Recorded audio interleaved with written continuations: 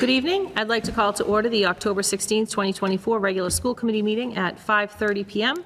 At this time, I will entertain a motion to convene an executive session, a non-public session, to discuss the approval of executive session minutes, a continued discussion on collective bargaining pertaining to custodians, maintenance, food services, school nurses, secretaries, TAG, TTA teachers, and ESP aides, bargaining units.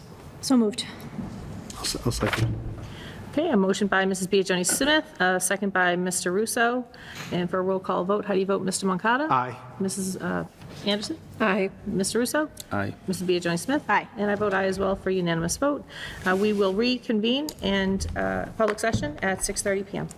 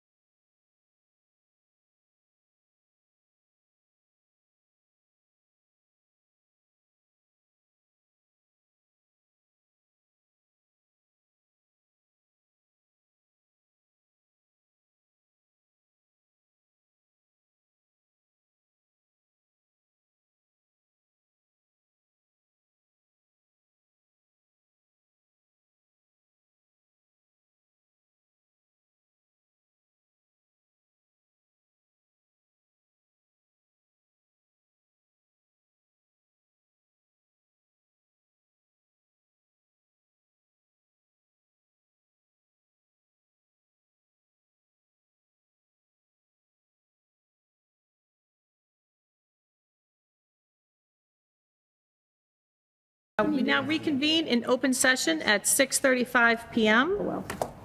Thank you for the 5 minutes of patience. If we could all rise for the Pledge of Allegiance, please.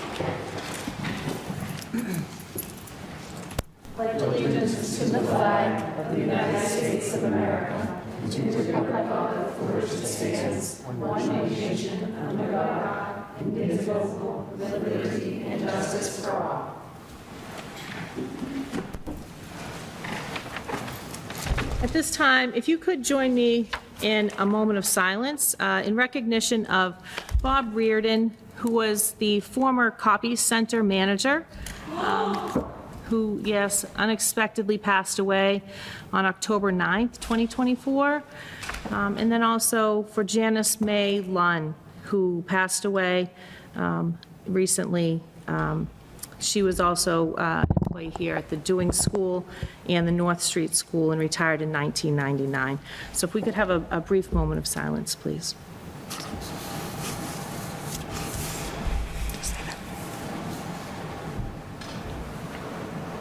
Just say you've been working on the beginning of your report. Thank you very much. Mrs. Terry Regan, did you want to speak on either of those staff members at all? No, Bob Reardon was someone who really helped us open this new high school and really supported not only our copying needs, but just many, many, many teachers. Well, let me just say this. At any moment, I could run down there and say, Bob, we have a meeting tonight, a school committee meeting. I need these today. And, he grumbled, but he always came through for our teachers, for all of us.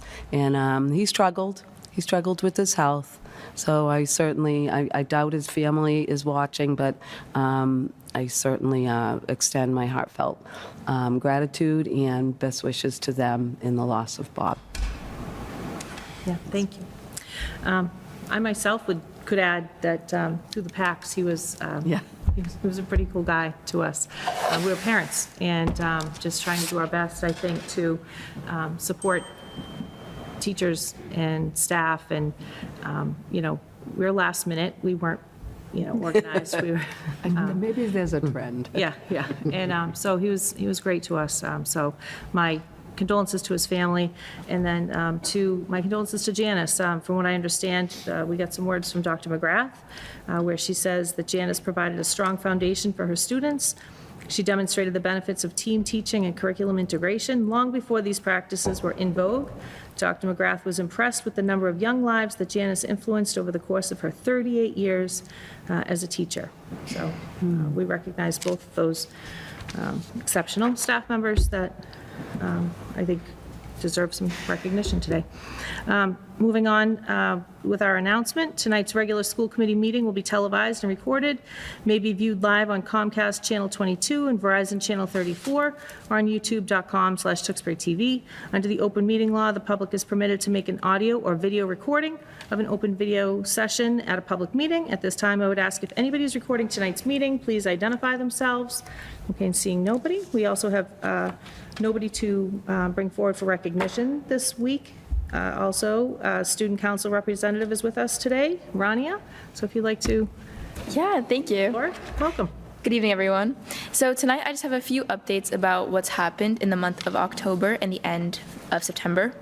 So to begin, Applefest will be held on Saturday, October 26th, where several clubs from our school will be selling goods or putting up interactive tables where kids can do crafts and all of that. Members of the Interact Club will be facilitating the November blood drive, which will be held on Tuesday, 11/14. And at lunch, they'll be taking sign-ups so that anyone who's 17 years old and older can donate blood as long as they meet other niche requirements. NHS is hosting Trunk or Treat on October 31st, and all seniors, juniors, and clubs are allowed to participate. Additionally, we'll be having a volleyball tournament in the month of November, and we're thinking about creating some sort of online wish list to help hurricane victims down south. DECA season is upon us, and dues were to be given to Mr. Sullivan last Friday, and those participating in the Megan McCarthy fashion show have already been in the process of raising money. The Class Council of 2025 planned a very successful homecoming dance last Thursday, and the Student Council has also been planning very successful things. For example, they planned this week's Spirit Week, and we're in the process of planning the pep rally, which will be held on the half day before Thanksgiving break. We're also planning leaf raking volunteer opportunities for those who need it around town, and student council members can participate.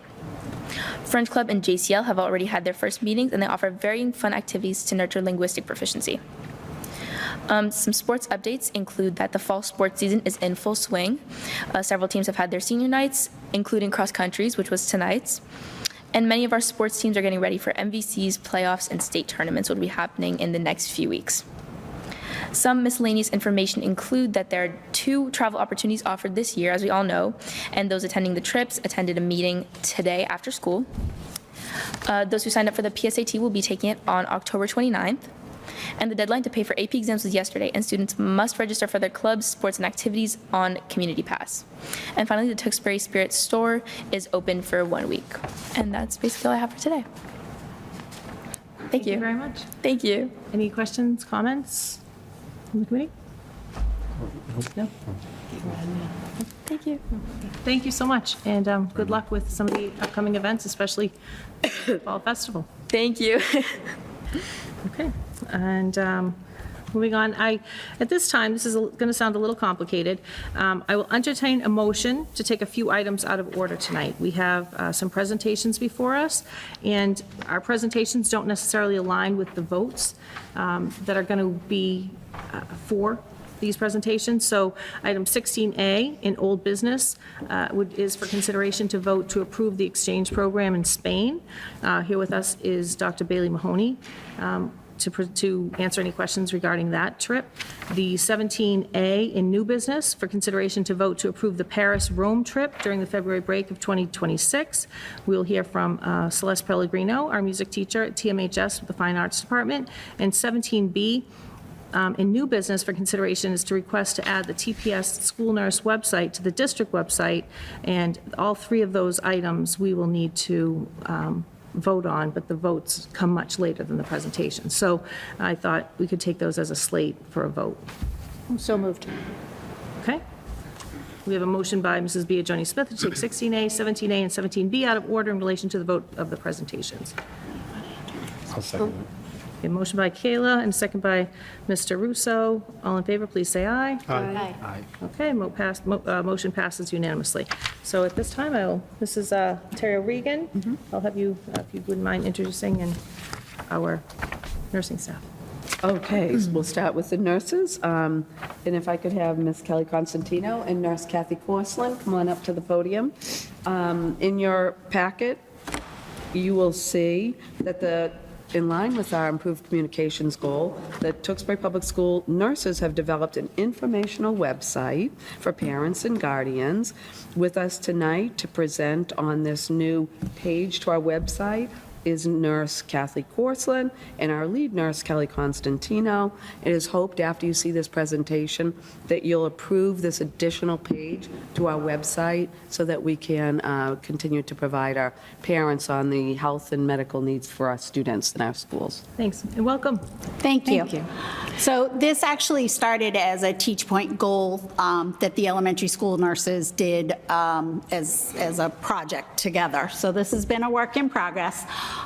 We tried to develop something that is going to be user-friendly for parents with kind of all the information that you need to know that's going on in your building with your school nurses.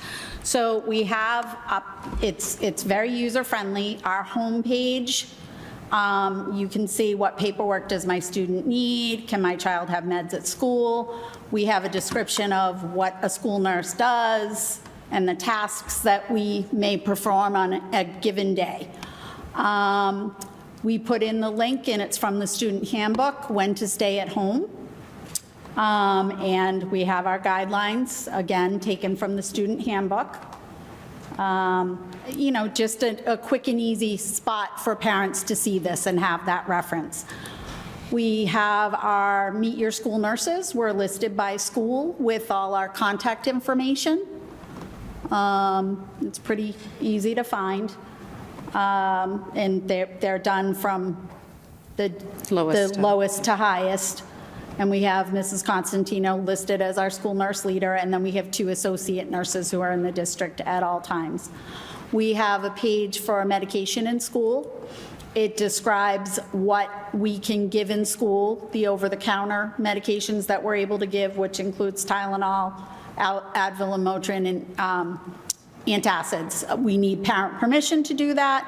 That right now is in the droplet forms that were released, but we did not put a link to the droplet on here. There's a hard But there copy is. that you can click on. There is and- a hard copy, and I can just show you, if you click on any of these links, they are interactive, and this is what would come up.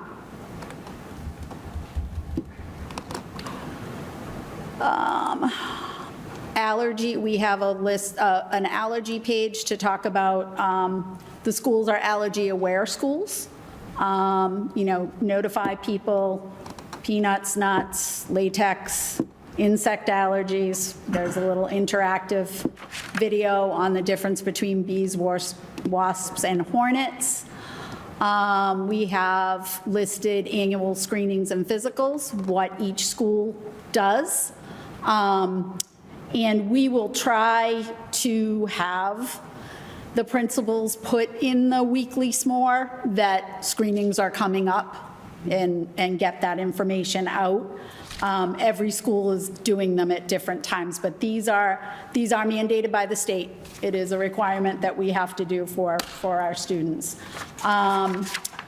Also, it tells you every year what we need from parents, the accident and illness form, if your child is exempt from immunizations for any reason, updated medications.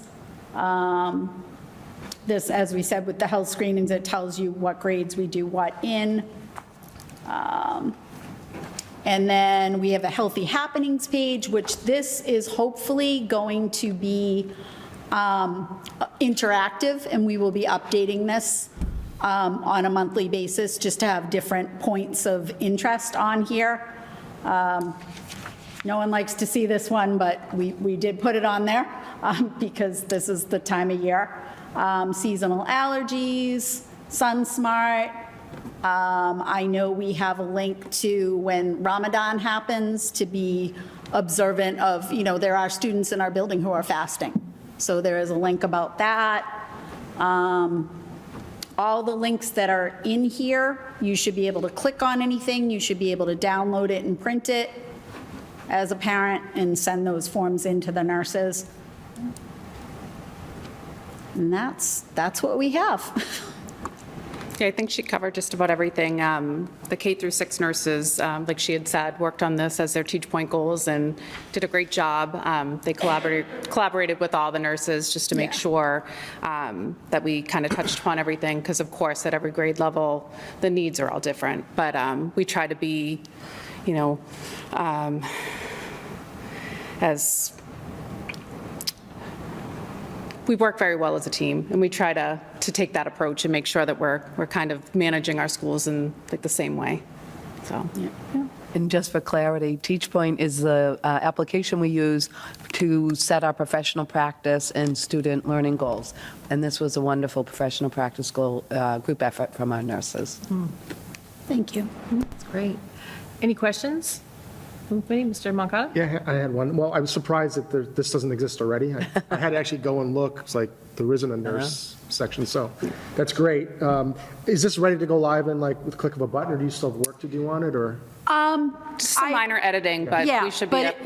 But it should be able to go live, and we will be able to edit if there were like any questions or somebody, you know, like I said, with the Healthy Happenings page, we'll be able to edit that. Right. And kind of base it on like seasonal Like things. what's happening, yeah. I mean, we have a flu clinic coming up, obviously, like next year, when the flu clinic comes, we can link it and let people know. I'll just add, Mr. Moncada, that's why we're seeking your approval, because this will be adding, the nurses will maintain this site. It'll be linked to our Tewksbury Public Schools website, which is technically yours, and any updates will walk through us before they are posted. But it's not posted yet. Right. As soon as you approve, and I hope you do, then we're able to link it to the district webpage. And as a parent, former parent of kids going through the school, I think what I most appreciate is all of those screening years, those years that you don't realize, oh, I need that physical, or I need that to attend sports and any kind of event at school. So I mean, it's a lot to maintain as a parent, all of that information, so it's nice to have a go-to to find it. Just a question, so when things in our policies change, is there a process to go through any parts of the websites that would require an update? Yeah, and Ms. Johnson, although she's not here tonight, when a policy changes, she notes where it is Okay. in the website to change as well. So I don't believe do we have any policies linked in this? I don't recall seeing Just, any. we reference our handbook, and we tried to keep it the Okay. same as what our handbook reads. Which will make it easier on us, but. Okay. yeah. Yeah, no, this is a great resource. I appreciate the one to stay home. I think that will be clicked on quite often soon. So, and I think that having that point of contact for all the nurses is a great addition too. So great job, thank you. Bravo, honestly, one-stop shop. I appreciate that. I love that you guys will have the oversight of maintaining, when to edit things, so which is excellent. So just kudos to you guys and really great job here. Thank Appreciate you. it. It was definitely a group effort, Yeah, thank you. so. Ms. Beatrice-Smith? The one thing that I'm curious about is how I think it was Healthy Happenings, you had the food services. Will that link to the food services site so that those things, What are you referring to? You The clicked on student Healthy allergies or the healthy Happenings? happenings? you had like the food plate? Oh, it's the food plate thing. Yeah. No, that was just, the link is just the link from the government as to what a healthy plate is supposed to look like. It is not For healthy eating, yeah. connected, for healthy eating. It's not connected to our food services, no. Okay, it's just one thing. I would think that maybe it should possibly link to our own, we have a food services page, so maybe just to make sure that what's on this page is the same as what Mrs. Mumford and her staff are putting out. It's just for consistency purposes. And not duplicating efforts. And not, yeah. Yeah. So that would be the only thing, that was the only spot that. Okay. But otherwise, yeah, I think it's great. I think it's all good information. We've seen this on other town pages before too, when we're looking for a school nurse. It's easy to go to the directory and type in nurse and then you get the list, but then not knowing who goes where. So this Right. would be very helpful. Yeah. Thank you. Great. I love this. I think I'm actually happy for you as individuals and as a department, because I hope this lightens your load a little bit in terms of, giving families a place to go and maybe not answering the same questions over and over, and for some consistency, so where it kind of prevents there being rumors where families will say, no, this is what I heard, no, this is what I heard, and now there's a solid place to go for answers for people where it's documented, and you can kind of control the narrative of what your policies are, and there's one central location. Not everybody goes to the handbook, but I think people would go to your school nurse page a little more readily. So I hope that helps. I'd like to brag on you guys just a little bit. I think some information that I read in there, which I know this about you, especially having just gone through our collective bargaining, but you have 10 full-time nurses in your department throughout the district, all bachelor's or master's level, DESE certified. Many have your national school nurse certification, and I think that's kind of impressive. Not all districts, maintain that level of certification, and I just think that's pretty awesome, and it shows in this level of commitment that you're putting out this kind of work. So I thank you guys so much. I know how hard you guys work every day. I wish you had this during COVID. I think Me too. I think having had a spot, especially where you can control that information, the life is just alone probably going to be just so helpful to parents. So awesome job. And I think as this takes on a life of its own, I can just see how useful and helpful it's going to be to families. So I completely support it. If there's no more discussion, I'm open to moving on this. I'll make a motion to approve the, how are we wording it here? I'll second it. This, request to add the school nurse, TPS school nurse website to the district website. I'll second it. Where do we want to be? So motion by Mrs. Biagioni Smith to add the Tewksbury Public School school nurse website to the district website, allowing that to be managed by the lead nurse, contributions by the district nurses for updates, with oversight of the superintendent's office. Second by Mr. Russo. All in favor, please say aye. Aye. Aye. That's unanimous, so thank you guys so much. Thank you. Appreciate it. Thank you for your support. I love the support. I This is great. Okay, so next, that would bring us to the TMHS international trip proposal. Mrs. Terry Regan. I'm going to invite Ms. Dr. Bailey Mahoney, Celeste Pellegrino, Nicole LaPierre up to the podium, and Ms. Milligan will give you a little background on this.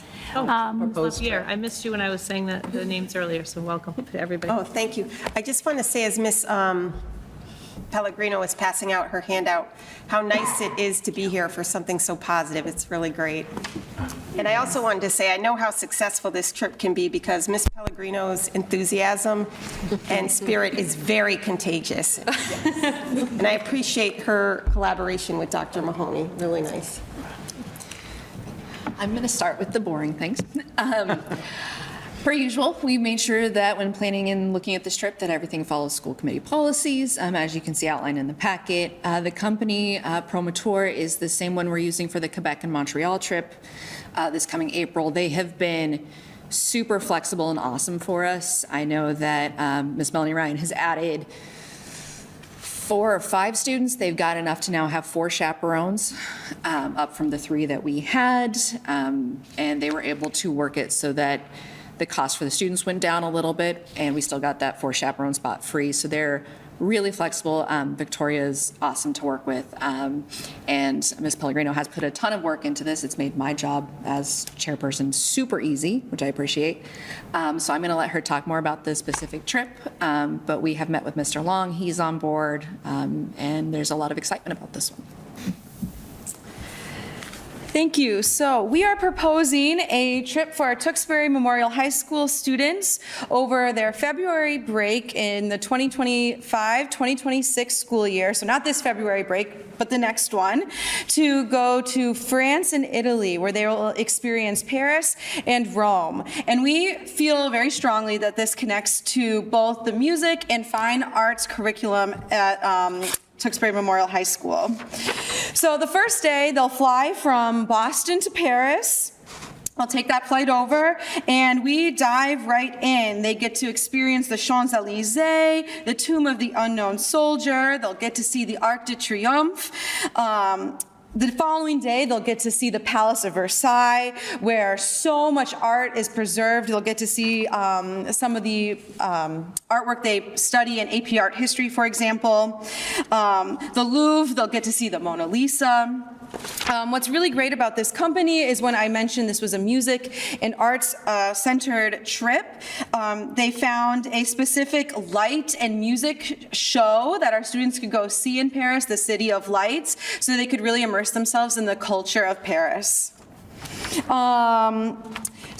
After their time wraps up in Paris, they'll take another flight over to Rome, the heart of classical music. Our chorus and band kids will get to experience the music they play and sing on a daily basis, along with really all of our music students, guitar, piano, everything. It really stems from the classical music era. They'll get to experience the Colosseum, the Roman Imperial Forum. They'll get to see the Vatican Museum and the Sistine Chapel. Those are just some highlights of this fantastic trip.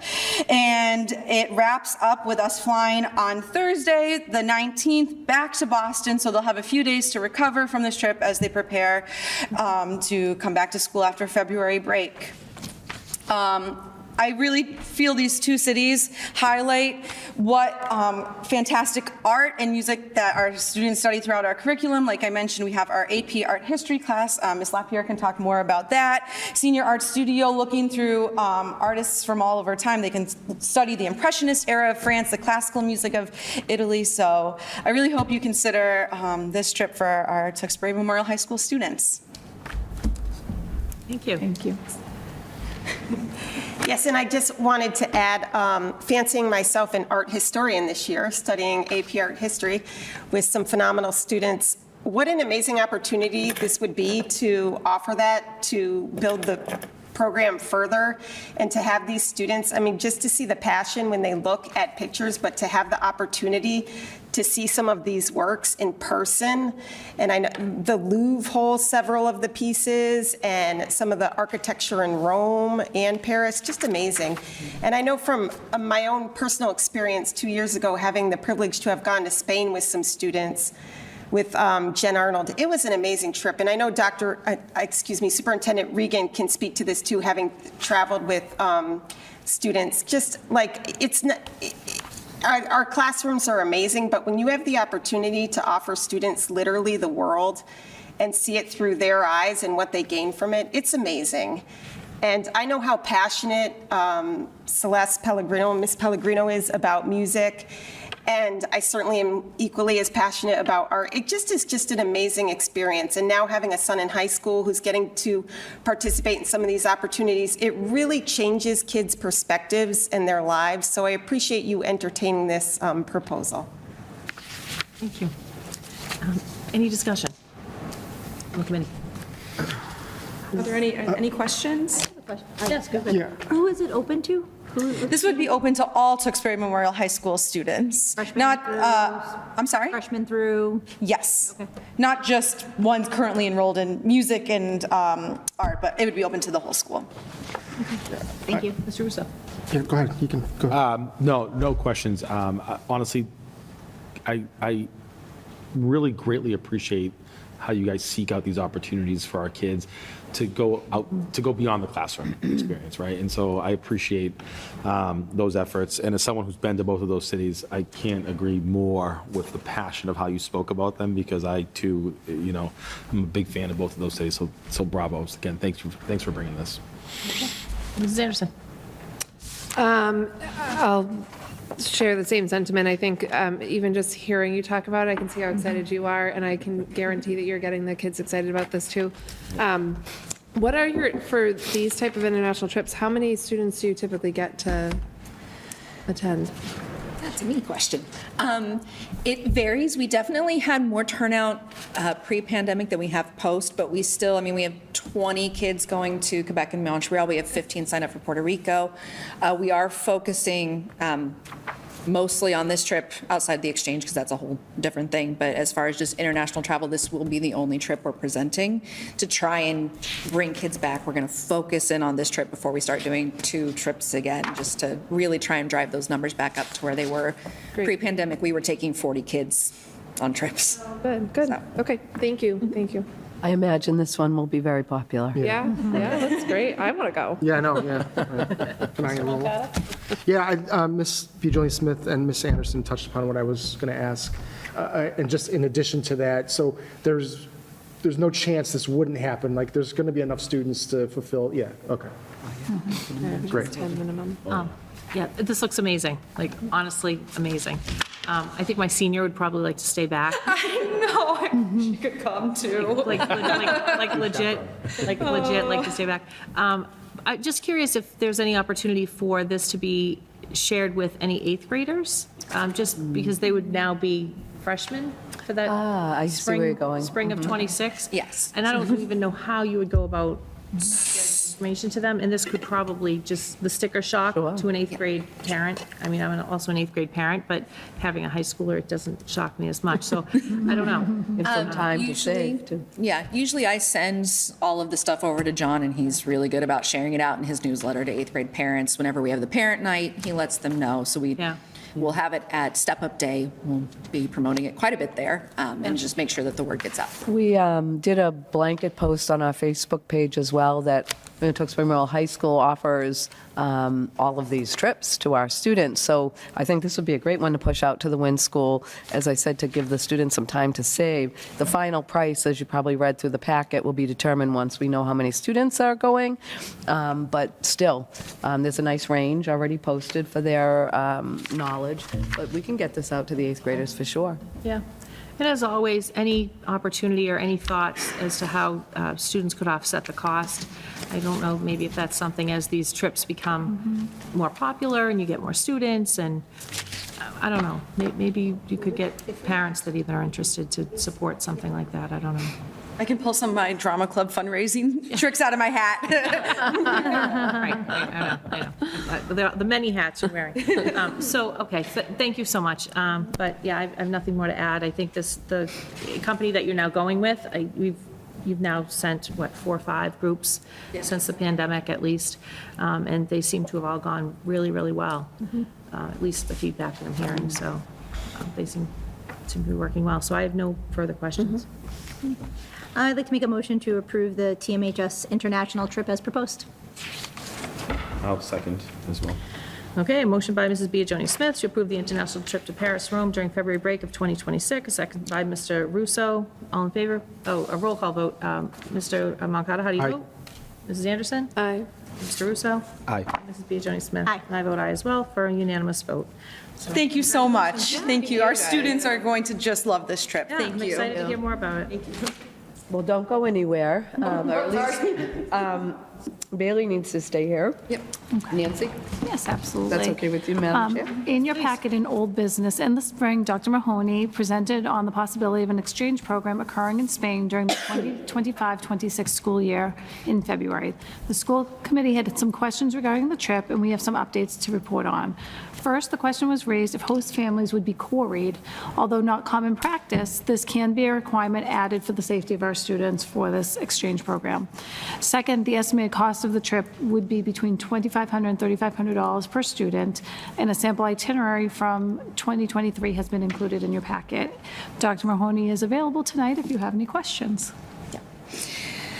Yes, so just kind of as a reminder from our last conversation, what we would be looking to do would be for the 25-26 school years, have students from Spain over for 2 weeks in the fall, and then our students would be heading over the week before February break and the week of, trying to maximize that February break time so they're not out of school too much.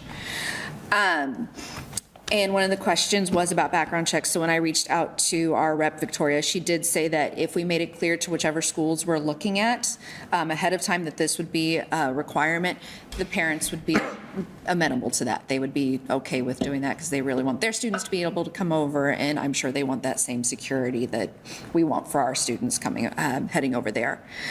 The estimated cost would depend on what itinerary we choose. So if we decide that the kids are going to stay in school for most of the time and only take a couple of trips out, it would be cheaper. And if they do more with the families, that tends to be a little cheaper. Versus like if we schedule a bunch of museum trips, it's going to make it more expensive because we have to pay entrance fees and things like that. So the cost will come down to myself and Ms. Grassa Dudley really working to maximize the itinerary that best fits our students while trying to keep the cost low. We would still be limiting this trip to students that have taken at least level 3 of Spanish. Because we're asking them to stay with host families. I know when I went to Germany in high school, the host family that I stayed with, the daughter didn't speak any English, so I had to rely on my semester of German, which was rough. So, and we would cap this trip. This would be a much smaller trip. This would be about 15 students. Our contact at Promotor is actually going to be in Massachusetts next week. I am attending the Massachusetts Foreign Language Association Conference next week, which she will be at. So I can touch base with her on any other questions that might arise and kind of just sit down and have a face-to-face meeting with her, which will be rather nice. Great. Any discussion, questions? And I apologize because you may have said this last time when you were here discussing this. The students that go over there, are those the same students that are hosting in the fall? Not necessarily. If we have families that want to host but not send a student, they are more than welcome to do that. And then vice versa, if we have kids who maybe can't afford to host here but can still save up and go, we can do that as well. So the cost then, the $2,500 to $3,500 cost, that is for the students that are going over. Anything that's happening here when students from Spain are over here, that's on the families to do. There's no activities that the department Right, is so running. we're thinking like, we'll go apple picking. Yeah. And like, that would be with Yeah. the families and things like that. The students from Spain would also come over with, however much souvenir money and Yeah, things of that course. families, their families want to send. The biggest thing on families would be making sure the students are, housed, fed, treating them like their own students. Excellent. Thank you. Okay. Mrs. Fiona Smith? I have one question. So when the itinerary's being developed, is that done before the students are signed up to go, or is that after and you're like working it out with the families? That would be after we get matched with a school.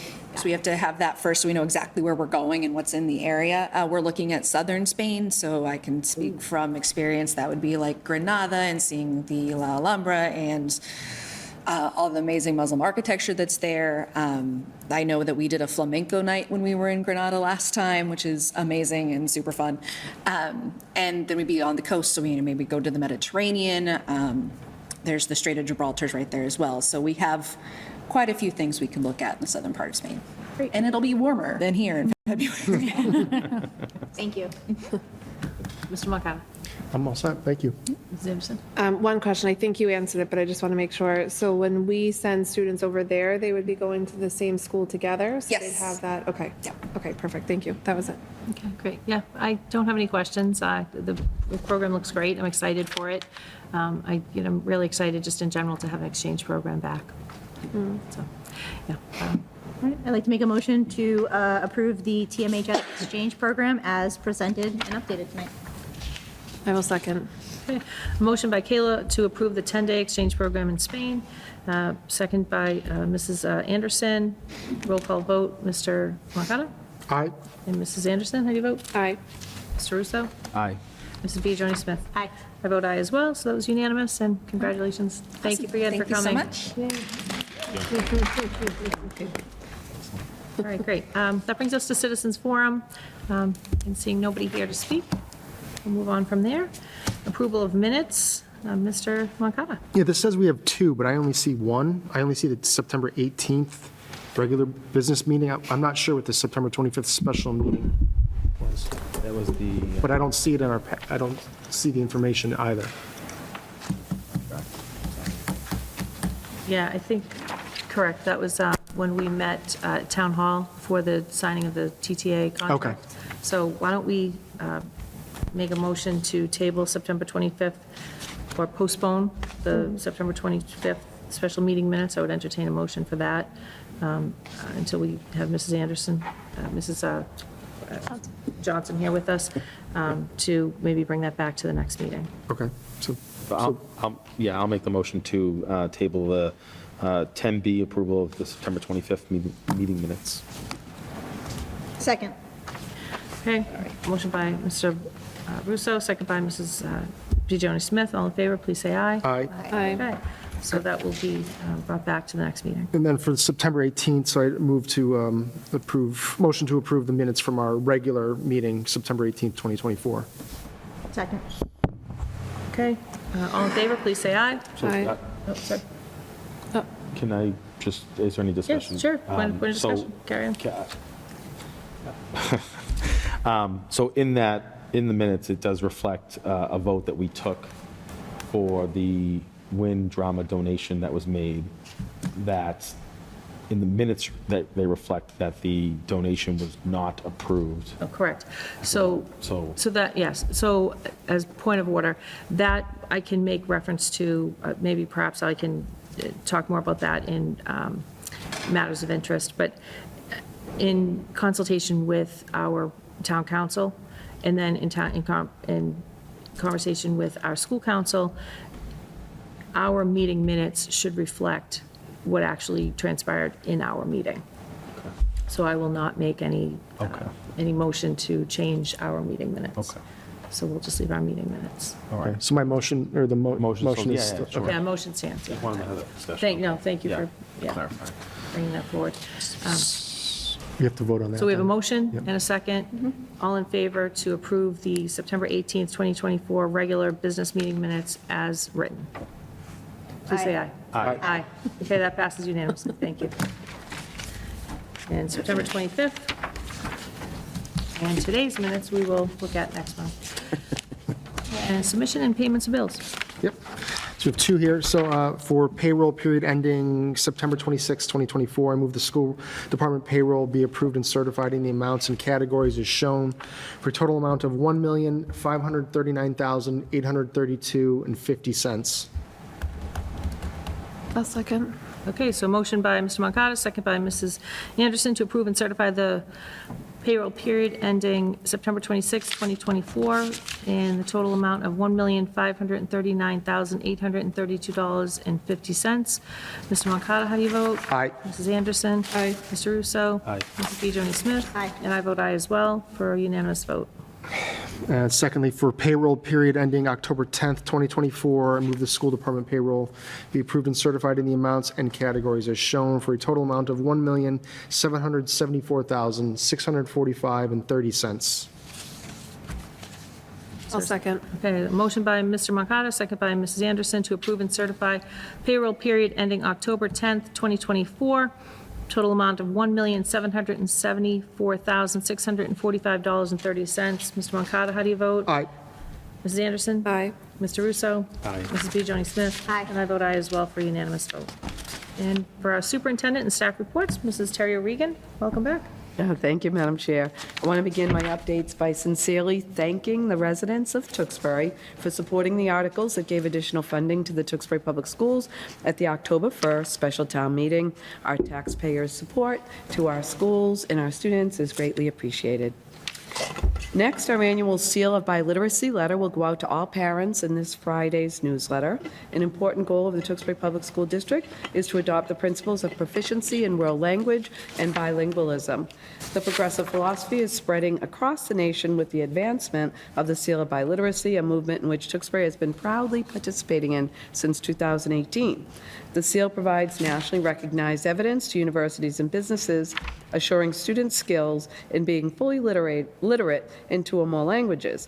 It's an asset that students can highlight in both college and job applications. And if parents want to know more, there are links in the annual seal letter, or they can simply call us at the central office. Tewksbury is celebrating Farm to School Month throughout October. In your consent agenda, you will see many local farms that our fresh food and produce is coming from. Tewksbury Memorial High School is taste testing a locally made hot sauce from Lowell called the Crake Sauce, and we're looking forward to November's highlight on kale. This week is also National School Lunch Week, running from October 14th through the 17th, where we invite our elementary students to embark on an exciting journey with delicious school lunches. This year's theme is much like a pirate theme, Find Your Treasure. It encourages students to see their meals as more than just food. Daily surprise treasures will be featured that highlight good food, nutrition, fun, and engaging activities. So thank you to Ms. Deb Muckford and her team for bringing this event to our students. As a reminder to our families, the town of Tewksbury will host the first ever Halloween celebration this Sunday, October 20th. Again, this Sunday from 1 to 4 p.m. in the town center. It's a free whole community event with lots and lots of great activities and, of course, candy and goodies. Some of our school PACs, including our CPAC, are participating in this town-wide event as well. More details can be found on the Tewksbury Town website, and we will post the link to our families in the district newsletter. The traditional Halloween trick-or-treating is, of course, on Thursday, October 31st, from 6 to 8 p.m. Halloween Day is a half-day, one of the new K through 4 half-days for us, K through 4 students only. The Massachusetts Partnerships for Youth, AKA MPY, is an organization that provides training for educators and administrators to increase the health and safety of students. We have been an MPY member district for as long as I can remember. Each year they run a poster and video public service announcement contest. We encourage our creative students to enter. Again, this will be in our newsletter. This year's PSA theme is Unity, a little play on the word. Together we can achieve greatness. We are sending home the contest details, as I said, in our newsletter this Friday. In your consent agenda, there's also a feel-good letter shared with us from Jerry Sellison of the Lions Club. It's from one of our own students. Each year, the Lions Club sponsors 2 children with diabetes to attend an overnight camp at Camp Jocelyn. You can clearly read how the Lions Club generosity brought so much joy to this child and triggered that sense of giving back to others. I commend them for offering this opportunity to those who need it. Next, the TMHS Class of 2027 has updated the annual calendar raffle. Request to occur in January, then earlier proposed in November. That's in your consent agenda as well. And lastly, I want to thank you, Madam Chair, and the committee for granting me the time off last week to attend my own daughter's wedding out of the country. I also want to extend my gratitude to my amazing administrative team for seamlessly holding down the fort in my absence. They gave me the peace of mind to be totally in the moment and totally enjoy this family event. I know you know what an amazing administrative team that we have, beginning with our Assistant Superintendent, Ms. Nancy Milligan, and Dave Libby, our business manager. And I see one of our principals out there, Ms. Terry Garish. You're the best, truly, and thank you all. Oh, that concludes my updates. Thank you. Mrs. Terry, Mrs. B. Johnny Smith, any comments? No, no questions, comments. Mr. Russo? No, thank you. Ms. Anderson? Congratulations on the wedding. Thank And you. no, I'm good, thank you. How much was the grant for that purchasing of the food? I don't know the value, but I certainly can find out how they sponsor students. You're talking about Camp Jocelyn? No, the grant to the Northeast Foods for School program. I'm not sure. Let me Received the find grant out from for- Ms. to- Mugford. There was a- Yeah. Okay, just curious.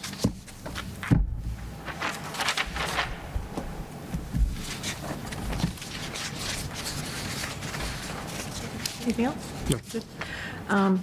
My only question or comment, I guess, for maybe an upcoming meeting, I think come the spring, when the Lions, maybe if they offer this opportunity again to students with juvenile diabetes, I would love to have the Lions come in and speak a little about it. I think it's a great opportunity. I know they've been doing it for a long time. If the student's willing to come, great. If not, that's okay too. But at least to have some representatives from the Lions speak a little bit about this program and what they've been doing for our community and for our students. I think just knowing a little bit about juvenile diabetes, knowing that students can participate in summer programming like this and learn more about their disease and be with other students that have this same disease is just, it's huge. It's really big. So, my thanks to the Lions Club in Tewksbury. So I think that I feel good about that. It's really a feel-good thing. Yeah, it is. It was nice to see. And then a thank you to Heidi Rubra for her donating of access to SEL for the six WIN teachers. So I saw that on there, so I know you'll be getting to it. But that was my other thing. So that was it. So I guess I'm going a little bit ahead, but congratulations also to your daughter and your family. Yeah. It's great. So, thank you. Thank you, Madam Chair. That's actually what I was going to start with in the consent agenda. In the agenda, you'll find a donation for the Wynn Middle School from the Rubera family. The family has donated 6 courses for our staff members to help understand and support students that may have experienced trauma that are in the classrooms. We are thankful to the Rubera family for supporting our teaching staff with this donation. In old business, the first thing that you have is a summer reading participation rate. This is for information only. The following chart represents the 2024 summer reading program participation rates. These percentages that are in your chart are for students who qualified and were invited that attended, for your information. For additional updates, first we had our first half-day professional development day on Friday, October 11th. We kicked off the first session of our multi-part series, all run by an amazing staff. As the district has 4 early release days, teachers were able to sign up for a topic that they were interested in to increase their professional knowledge and apply to their current assignments. At the end of the 4th session, each teacher would have a total of 10 hours for the topic that they choose. We look forward to our next session in January. Please also remember that November 5th is a full professional development day on voting day with no school in session. For some updates, I wanted to highlight our AP and dual enrollment offerings at the high school. Tewksbury Memorial High School continues to grow their early college opportunities for students. Over the past 2 years, the high school has increased the number of dual enrollment courses from 3, starting with English, Calculus, and Biology, to 13, with 10 additional courses offered through Southern New Hampshire University. At SNU, 4 courses are new offerings this year, including Intro to Computer Programming, French, Spanish, and Applied Marketing. Tewksbury Memorial High School also implemented 2 new Project Lead the Way courses this year, which will enhance our Innovation Pathways program and provide students with an opportunity for experiential learning and to connect with industry partners. Students participating in our AP exams need to register for their class on their College Board accounts, as well as register and pay within the Community Pass. This year, we have 2 students who have registered to independently participate in an AP environment and a Calculus BC class exam without taking the course. So we wish them the best of luck this year. Last year, Tewksbury Memorial High School students facilitated 5 digital AP exams, and this year, all exams will be digital. If you have any questions about our dual enrollment or AP offerings, please reach out to the high school guidance department. This is a wonderful opportunity for all students who are considering post-secondary education to earn credits to bring with them in their respective colleges and universities. And I've provided for you tonight just some of the numbers so that you have for each of the different courses. Finally, upcoming events. Rania already spoke about the Apple Fest and Craft Fair that will be on October 25th through 27th at the high school. And to put on all people's calendars, the high school theater company show Footloose will be premiering on November 21st and 22nd, and more information will be coming, but I wanted everyone to know that that is going to be coming up next month. And that is all I have for tonight. Thank you. Thank you. Mr. Moncada, any comments? For the, thank you, for the summer reading total, Yes. what denotes participated? They turned something in? So what participation means that they were invited and they completed the summer reading program. So Okay. they came and they participated for the full event. Yeah, and if I can add to that, for some students, depending on the grade level, it kickstarts maybe the first writing passage, so teachers have a foundational writing sample from every student. So if it was on the same topic, for example, or the same book, once the students come back, then they participate in some discussion, as well as I said, that writing assignment. So it's not only reading, but participating in some follow-up work. And it really just kickstarts the thinking, as I said, in discussion and reading again. Now, for the younger students, it's keeping a log and keeping track of either being read to or reading themselves. Okay, thank you. Okay. My only comment is thank you for providing this document. It looks like the student population is really taking a hold of these dual enrollment courses, and I guess should say taking advantage of dual enrollment courses. And as I see, most of these course registrations have increased from last year to this year, so that's really nice to see. Thank you for all your efforts in getting those over the goal line. That's it. Mr. Russo? Yeah, just a couple thoughts. So with the summer reading aspect, I think we do the one book, one school, I think 5, 6, and then 7, 8, if I'm not mistaken. And so, it's nice when you see like grade 5, 94% participation, and that's up from 69 and 61% when they were in grade 3 and grade 4, right, in the prior years. And so you can see that nice jump because they're all reading the same book and whatnot. It's interesting how you have the high rates, between 90 and 94, 96% from grades 5 through 12, with the 6th grade being the anomaly here. But then everything else below that it just drops off. And so I know that we do the one book, one school at 5 through 8, respectively. High school, not sure why. You would think it would drop off the other way, right? I don't know, it's just something to just kind of scratch your head over a little bit, at least made me scratch my head over. In ours. We scratched our head on You this. scratch your head over, Yeah. okay, fair enough. K1, I can sort of understand that, they're new to, school is new, and so there's some unknowns there. 2 through 4 is a little surprising, just because Yeah. there's some establishment already, but, and then the other thing with dual enrollment,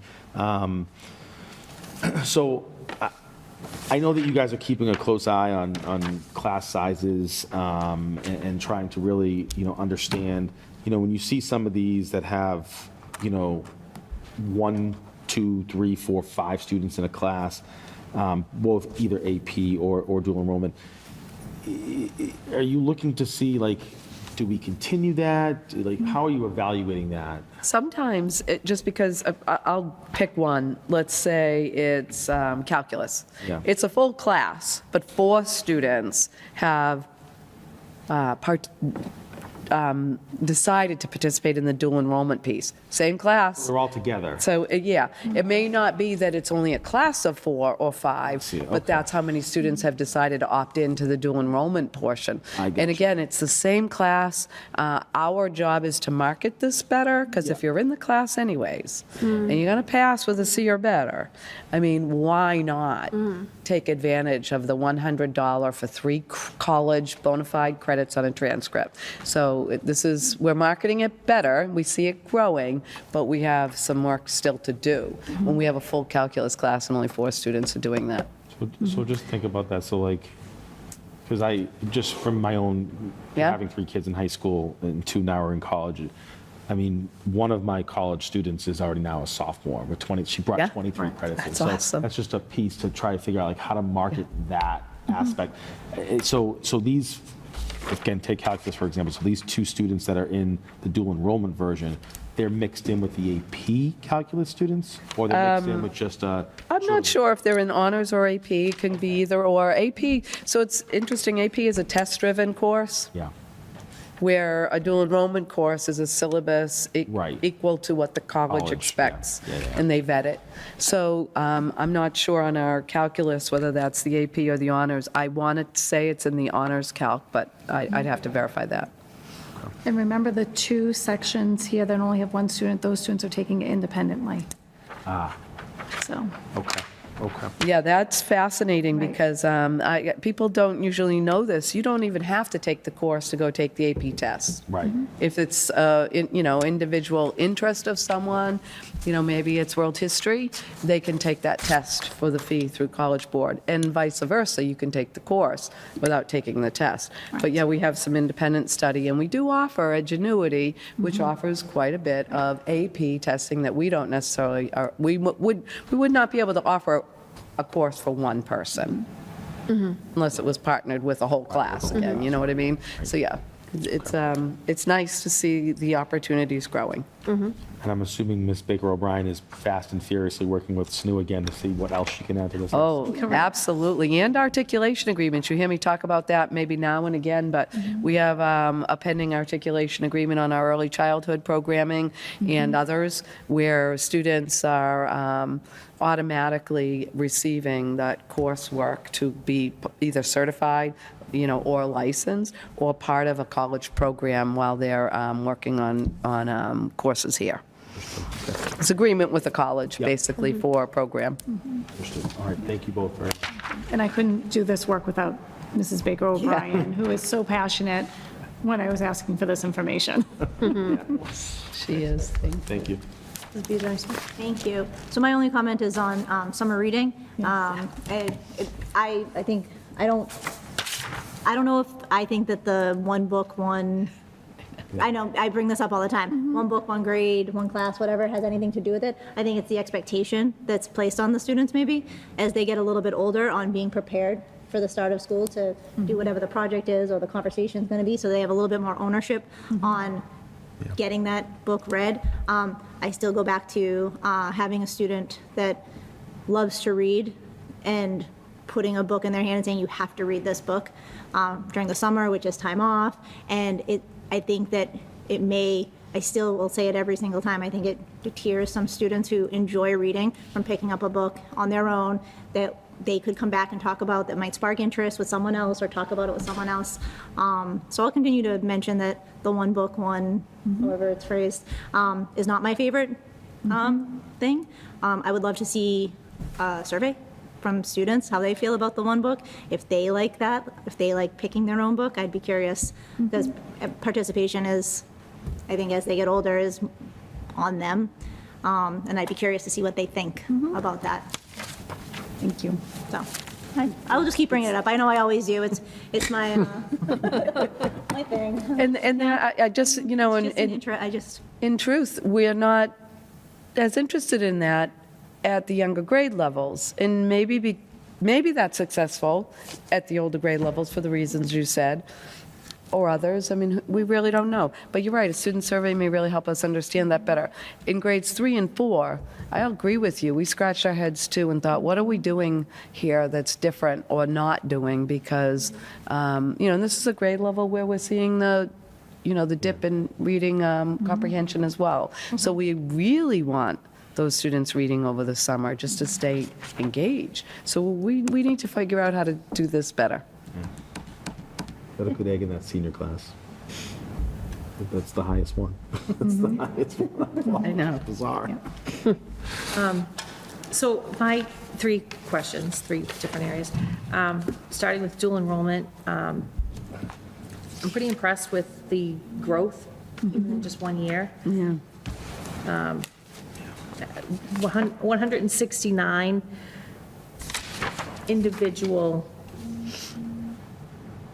students took a dual enrollment class in 23-24, and 330 this year. Yeah. I mean, there are students who took more than one, but, Yeah. individual classes. So, I mean, that's more than double in 1 year. So that's pretty impressive, just the fact that you have that space and the opportunity to, have that available for students. And when we talk about our enrollment and our numbers and the fact that, we don't have as many students, but yet you still are finding the way through it to still provide these opportunities. And we sometimes talk just about the one thing that we can't offer because of our enrollment issues or whatever the thing may be. But yet we're not talking about these bigger things that we are continuing to expand and grow. I mean, 18 students are taking engineering dual enrollment classes that just started this year. So that's impressive. I give you guys a lot of credit. Thank you so much for, not letting up off the gas on some of this stuff. I know there's just a lot going on. The district is very busy, and there are just not a lot of bodies doing the work. So thank you. Thank you to Karen. Something Baker to be O'Brien. proud of. So that stuff there, I know it's still moving forward. The same thing with the AP. I know that a lot of the signups just happen for, to get that testing happen. So it'll be interesting to see what those numbers are in terms of how many people want to take the tests that are actually taking the classes. Yes. In terms of PD, any feedback that you're getting from staff? I mean, do you do some sort of, So we didn't do anything with the multi-part series because we were looking at it as a course. So we asked individual facilitators to get individual feedback to guide their next session, but we'll look at the end of the 4-part session and we'll give a course evaluation at the end of the 4 parts. And then we'll review that, and I'm hoping with the PD committee here in the district that we can look at what's in the best interest of the district next year. Do they want to keep all 4 days as early release days? I know that we already started evaluating positives and negatives from the first day. It was so nice that people got to choose different options, but on early release day, there's different staggered release times. So would we consider maybe looking at the 2 full days next year and do a 2-part series with maybe a 5-hour and a 5-hour to get to the 10? So we would like feedback from staff members, but we want to get further into the number of professional development series that we offer first to see how it's going. And we're also looking at our next session is until January. So how does that look when you have January, and then you have a March, and then you have an April, when you have 3 at the second half of the year? So I think that we have to get a little bit further into it before we can get a full picture of everything. But I do think that the teachers enjoyed the opportunities that they had on Friday. okay, and just a lot of flexibility? There has been a lot, there's been a lot of flexibility. Like I said, we did ask some, we wanted to make sure it was tied to your teaching assignment. That was the one caveat, that as we got closer, I did reach out to principals and I said, make sure that everyone is signed up appropriately. And we did look at our multi-part series website. We looked at some of the descriptions. We looked at what we could do better to market each one more specifically that was clearer for the audience. So that came up a little bit. So, yeah, so I think we have some work to do, but I think that we learned definitely from launching this first piece, what worked, what didn't work. Registering through Aspen was a nightmare. So just things like that. Okay, all right, well, we'll stay tuned. Yeah. And then the summer reading. So my thoughts on your what your take is on, I know you did touch on it a little bit, but the kindergarten grade 1. We do think that, I think that's just some of the comments. Is it the one book choice? We do look at it, has it been marketed well? We do look at, do the elementary grades maybe need something a little bit different for engagement purposes? So it's something that the Director of Literacy, Felicia Rawlinson, is looking at with the reading specialists and Title I interventionists to see from their perspective, especially with the struggling readers, you know, what might sell this a little bit more. Like, this just looks like, you know, at 18%, and, you know, 16%, 30%. At some point, do you just go back to the drawing board and say, what do we, you know, Correct. is it a marketing, is it a communication, is it? Correct. You know, do parents just not want to buy into it, or is it that they're doing it, they're not writing it down, or like, Right. there's got to be something. Yes. Yep. And why are we even keeping track? So that we can get to this point. So, yeah, I guess, yeah, I'd be interested to find out what, you know, somewhere Sure. down the, before we, I guess when we talk about summer reading in May, it'll be interesting to just hear what's the plan for those younger grades, because, you know, you just want to tap into them and just know that that you're accessing them somehow, and whatever your plan is, what is it? That's all. Madam Chair, can I add one thing? There's more to reading, too, than just picking up a book and sitting down and reading it. I think that, I don't know if people like pick up on that all the time, that you're reading all the time, you know, wherever you're going. So maybe if it's even thinking of creative ways to track reading, which isn't necessarily just sitting down with a book, which is great, and you would love to have that happen. But personally, I have two kids, one who walks around bumping into walls with her face in a book, and the other one would rather do anything but doesn't realize you're reading the back of the cereal box, you're reading the milk when you take it out of the fridge. There's all kind, like, maybe creative ways to look at how you're reading in life versus just Right. picking up a book. And maybe when you find the thing that excites you, it happens. So, I don't know. Whatever you guys figure out. There's It'll be interesting more to hear it what than you wish us luck. Book in front of your face. hear what you maybe sort out. Okay, that's all for me. Okay, and thank you, Mrs. Milligan and Mr. Libby, for stepping up, and all the DLT for all you did this week. I'll tell you, it was, you had a lot of things come at you, come across your plate, and you handled it with grace and did a nice job. So thank you guys very much for the work you did this week. Mr. Libby. Well, thank you. Thank you, Madam Chair. I don't really have too much for the committee, too much exciting news for the committee today. I've been sort of in number crunching nerd mode for the past couple of weeks, updating contract rates and salary tables and implementing all the new contracts for our bargaining units that we've implemented over the past couple of weeks. Did finish our end-of-year state report, the end-of-year financial report today.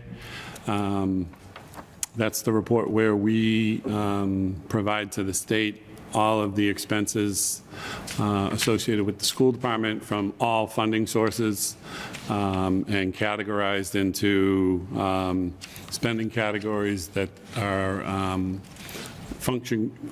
in function codes that the state sets up. So it's a standardized report across the state.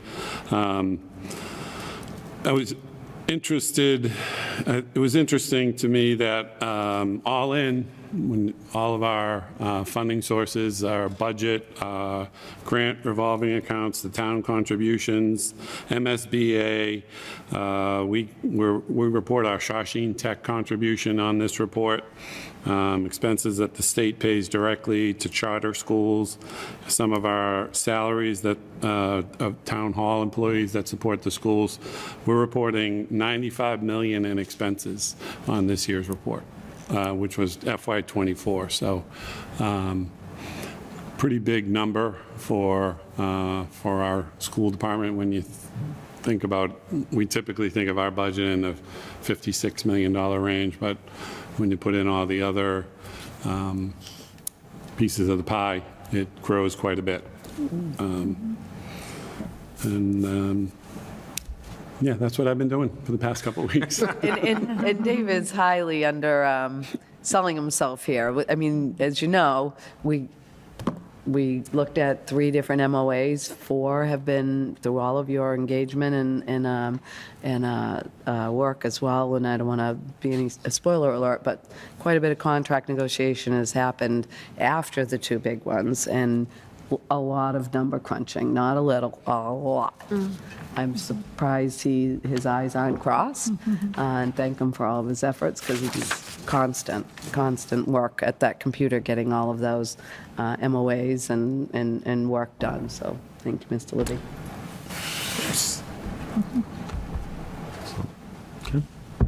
Thank you. Mr. Libby. Any questions, comments? Thank you as well for all the work. It was easy. Can I use my comment time to just go back to you for a second? I know that we talked about the special education audit. Has that kicked off yet? We haven't received that report yet, but it has concluded as far as the interview and investigatory period. So I assume we'll be seeing something November-ish, maybe early December. Okay. But the audit has been completed? Yes. Okay. Yes. And remember, it's not just the interviewing of people in the district, it's also the review of our documentation, special education budget, all of it. Okay. Thank you.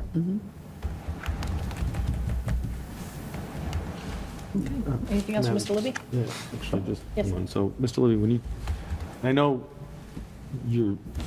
it's for state reporting purposes, so I understand that $95 million number is, I hate to use the word fictitious, but it's not how we measure the budget. Correct. But when you think about $95 million divided by 3,200 students approximately, it's $30,000 a student. But we typically only report about, what, $18,000 a student roughly? Yeah, in fact, there's a schedule on the report that our per pupil spending was around 16,000 per student. Yeah, the amount that they allow you to count towards per pupil spending. Okay. Right, because that follows that student, whether they come to Tewksbury schools, they go to Shawshene Tech, they go, out of district, Correct. et cetera. Okay. All right, thank you. Anything from you? Nope, all set, thank you. Thank you very much for your work on all Sure. this. Okay. And for the consent agenda, was there anything else that you wanted to add? No? Okay. And then, of course, there was the edit that the superintendent mentioned with the class of 27, that calendar raffle is for January, not November.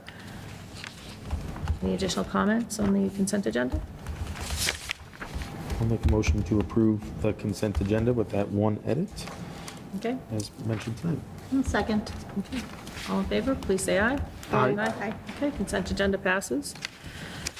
And school committee member reports, and we'll start with the CPAC with Mrs. Biagioni Smith and Mrs. Anderson. So the CPAC meets tomorrow, and we will have an update at the next meeting. They will be participating in the the Halloween event. They'll have a space and a table set up. They're collecting some donations, looking for donations for items to give out, candy and fidgets and trinkets and stuff like that. It's on their Facebook page. They had their parent support group meeting, and Katie and I will have an update on that, how that went, at our next meeting. Wellness Advisory Committee, that was today. Mrs. Anderson, Mr. Marcato? Yeah, we did meet today. Our last meeting, I thought we weren't meeting until after this meeting, but we actually met today. So it was a brief meeting.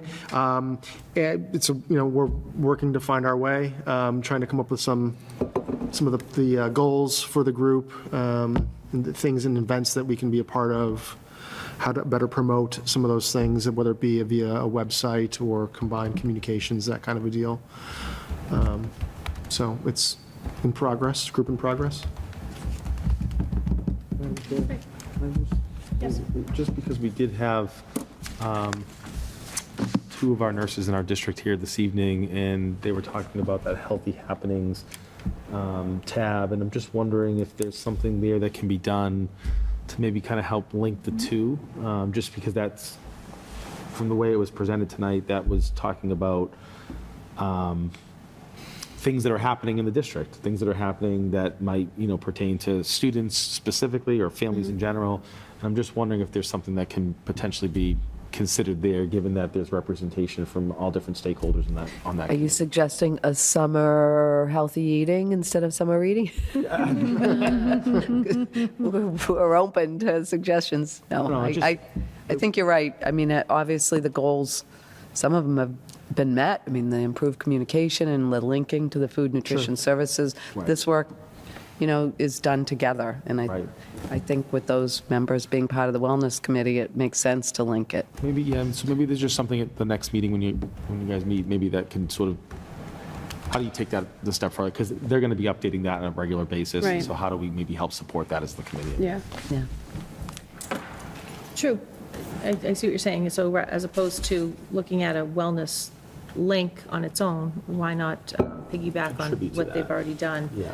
by giving you a link from their link? Right. Yeah. Yeah, and it could be a place where we're putting updates for the committee in there, too. Yeah, logistically, I mean, it's the nurses' page, so I don't want to hijack that. I just think that there's an opportunity there for that committee to, where they're trying to, as Mr. Marcotti, you pointed out, trying to find their way for this upcoming year.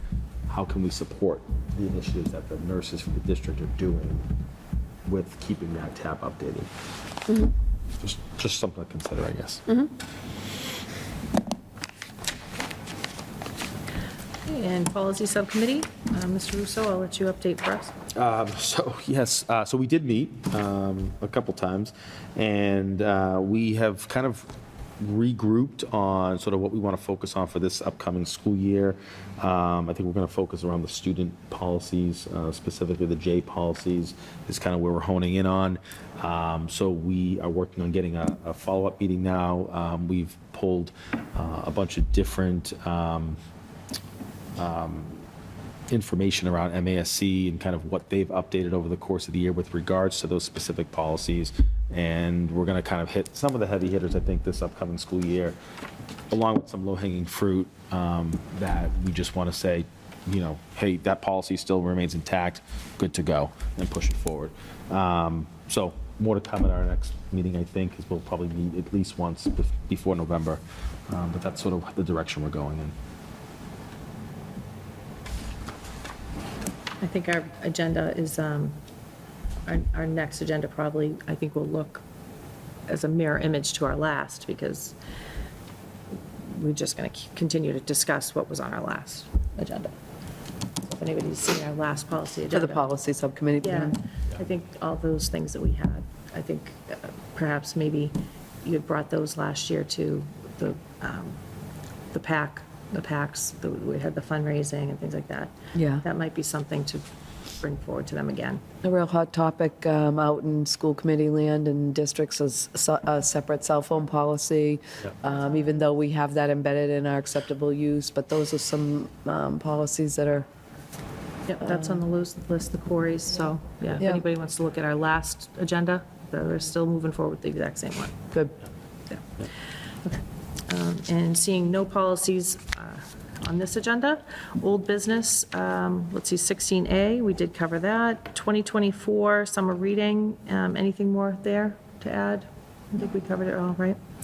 And enrollment update? Sure. Madam Chair, this is for your information only, but you can see you have an updated, unofficial, October 1st, 2024, school enrollment. It came to our attention that we inadvertently omitted the high school preschool, 15 students. So that's a simple update. These numbers will be certified generally late in October, early November, and which you alluded to this, Mr. Russo, contribute to our per pupil funding and all of that. So this is just an update, and again, informational only.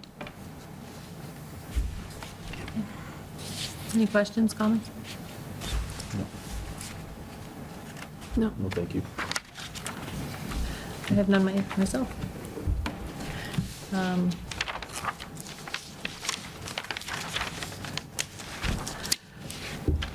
17A, we took that out of order, and as well as B. And looking at the FY26 budget timeline process, Mr. Libby, anything you want to add there? No, just informational for the committee and the superintendent that feels like we just started the year, but we're already in the budget process for next year. And I have had conversations with the town manager who's will be leaving the town soon. And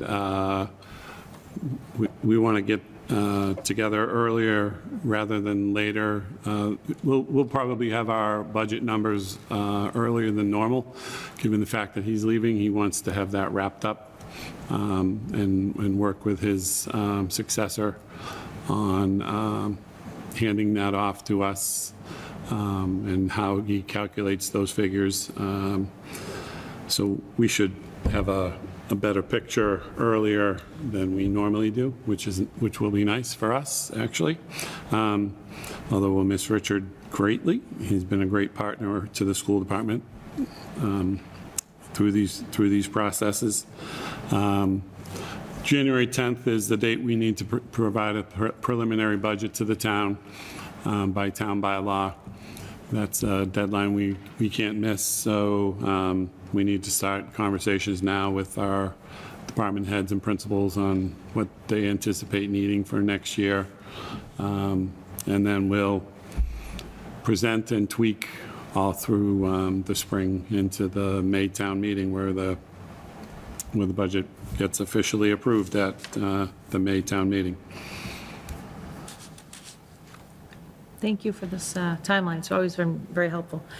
Any questions or comments, Mr. Mercado? I guess with the potential new manager, whenever that may be, do you expect there to be any, you don't expect that to affect you, really, with them coming on? That's not going to slow you down? Because who knows when that's going to happen? It might be tonight, we don't know, but Yeah. it's not going to slow you down at all. I don't think so. I think we'll do our work. We typically do our work independent of the town manager's number and then see where we meet or don't meet and then make adjustments from there.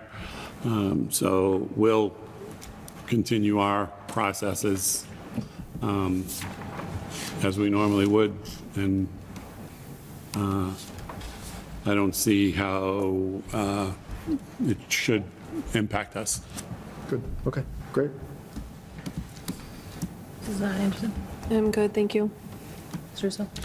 Yeah, just one question. So in your letter, we have the date of April 30th to approve budget. So I know from our calendar, we have 2 meetings that month, one just after sort of the local elections, April 9th, 10th, 11th, sometime around that. The date escapes me. And then the second meeting, because we've been holding 2 typically in that time frame, will be to approve the budget.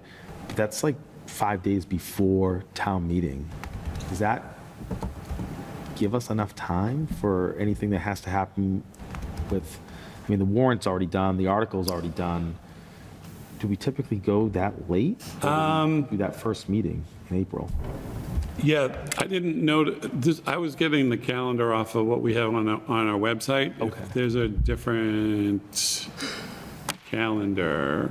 Is there? Because, yeah, we definitely have 2 meetings in April, one right after the election and then one at the end of the month like you have here. Okay. I just didn't know if that was enough time for you. That, if it is, great, it's fine.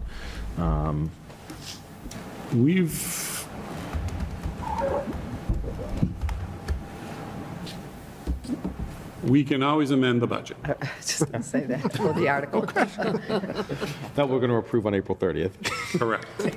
Okay, Yeah. fair enough. Fair enough, okay. All right, like I said, as long as you have enough time, I'm good with it. Yeah. Just wanted to make sure. As long as our bottom line is what it is. Fair enough. No more questions, Madam Chair. Okay. My only question, and you make a little reference to it in this memo as well, with regard to the Facility Study Committee and any recommendations that they may have and any financial impact that that might have on our budget, should the committee choose to adopt, and with also recommendations from the leadership, thinking this is the direction. Do you have thoughts on a deadline or timeline for when we should really be coming back to that committee and giving them some guardrails if we wanted to put anything in place for this 25-26 school year? I think the bigger issue would be operationally getting things in place for a new school year, more so than financially. I think that would be the harder thing to accomplish if there were, major moves to be done. As we learned, we can get to October town meeting if there's funding available and supplement the budget in the fiscal year that we're in. So if there was a financial impact on anything that the committee was recommending and that we were choosing to implement, we could, technically approach the town at that point about seeking some funding at the October town meeting. But as far as knowing what the financial impact would be of anything that might come out of that committee, I just put it in because I just want to keep it in mind. Yeah, it's certainly on my mind. I think, I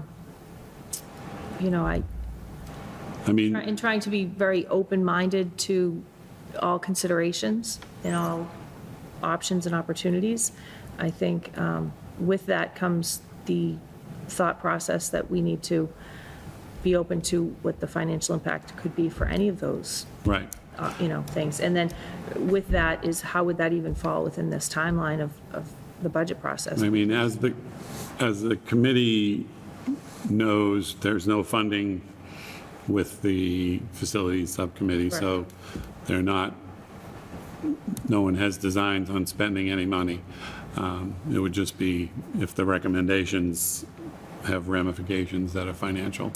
I think that's the key. In the past, the way these committees have operated, as they mature, they realized they needed some money to study the changes,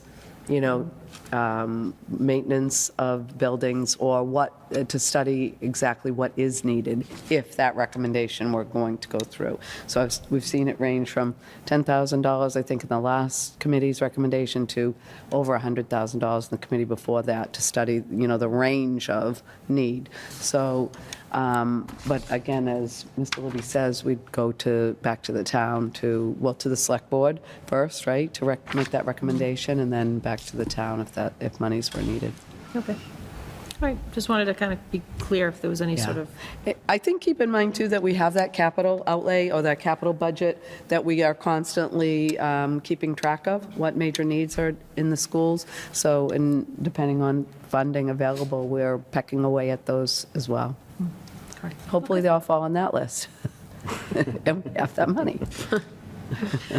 Okay, anything else? All right, great. Okay, and I think, is this also a Mr. Libby item, the non-union salaried increase? Yeah, let me just first say that we're requesting a school committee vote to approve a 3.5% salary increase for all non-union salaried at-will employees in the Tewksbury Public Schools.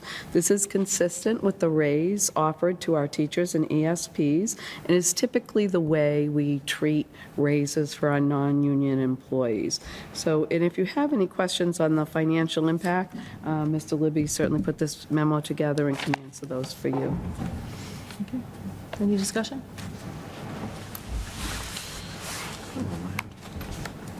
I'll make a motion to approve the non-union salaries for a 3.5% increase for the fiscal year 2025.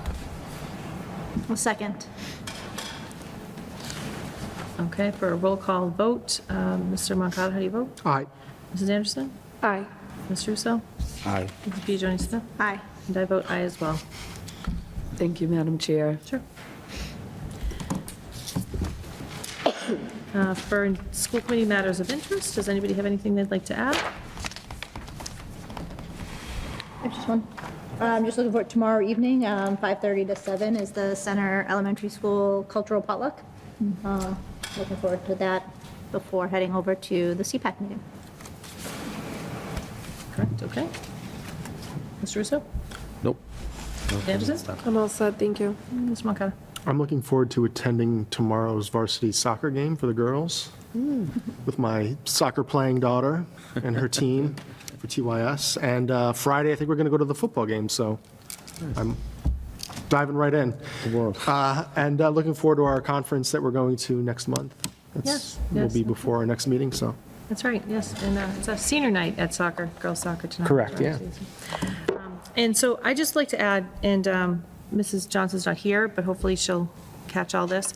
I'm requesting that the minutes in this meeting reflect the amendment to a vote that we took in our September 18th meeting, where Mrs. Anderson was not able to join us, but after consultation with our town council and some other officials for some guidance, with consideration to the interpretation provided by town council, I would like the minutes to reflect that with 4 members present, we had a quorum. We voted on an item taken out of the consent agenda to consider to accept a donation for the WIN Drama Program for $660, the vote being 2 yea and 2 abstentions, resulting in a 2-0-2 vote. We maintained a quorum, and therefore the vote passed, and therefore the donation is accepted.